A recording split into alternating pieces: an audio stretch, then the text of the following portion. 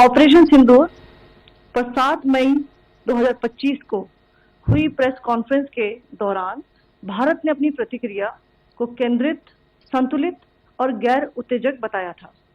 यह विशेष रूप से स्पष्ट किया गया था कि पाकिस्तानी सैन्य ठिकानों को निशाना नहीं बनाया गया। साथ ही दोहराया गया कि भारत में किसी भी सैन्य लक्ष्य पर हमले का उचित जवाब दिया जाएगा।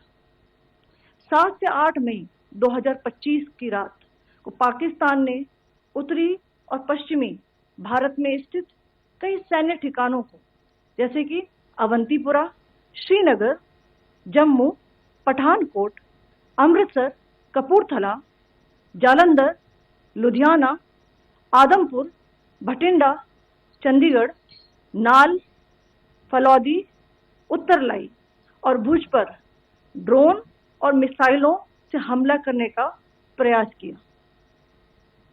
इन हमलों को इंटीग्रेटेड काउंटर यूएस ग्रिड और वायु रक्षा प्रणालियों द्वारा निष्क्रिय कर दिया गया। इन हमलों का मलबा कई स्थानों से बरामद हुआ, जो कि पाकिस्तानी हमलों का प्रमाण है। On the night of 7th May 2025, Pakistan attempted to engage a number of military targets in northern and western India using drones and missiles. These places included Avantipura, Srinagar, Jammu, Pathankot, Amritsar, Kapurthala, Nal, Jalandhar, Ludhiana, Adampur, Bhatinda, Chandigarh, Falodi, Uttarlai and Bhuj. These were neutralized by the integrated counter unmanned aerial system and other air defense systems. The debris of these attacks is now being recovered from a number of locations that prove the Pakistani attacks. आज सुबह भारतीय सशस्त्र बलों ने पाकिस्तान के कई स्थानों पर वायु रक्षा रडार और प्रणालियों को निशाना बनाया। भारत की प्रतिक्रिया समान क्षेत्र में समान तीव्रता के साथ की गई। यह विश्वसनीय रूप से ज्ञात हुआ कि लाहौर में स्थित एक वायु रक्षा प्रणाली को निष्क्रिय कर दिया गया। Today morning, Indian Armed Forces targeted air defense radars and systems at a number of locations in Pakistan.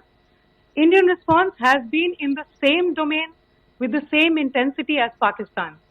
It has been reliably learnt that an air defense system at Lahore has been neutralized. Pakistan ने नियंत्रण रेखा पर आकरण गोलीबारी की तीव्रता बढ़ा दी है, जिसमें कुपवाड़ा, बारामूला, उरी, पुंछ, मेंढर और राजौरी क्षेत्रों में मोर्टार और भारी तोपखाने का इस्तेमाल किया जा रहा है। Pakistan has increased the intensity of its unprovoked firing across the line of control using mortar and heavy calibre artillery in areas in Kupwara, Baramulla, Uri, Poonch, Mendhar and Rajouri sectors in Jammu and Kashmir. 16 innocent lives have been lost, including 3 women and 5 children, due to the Pakistani firing.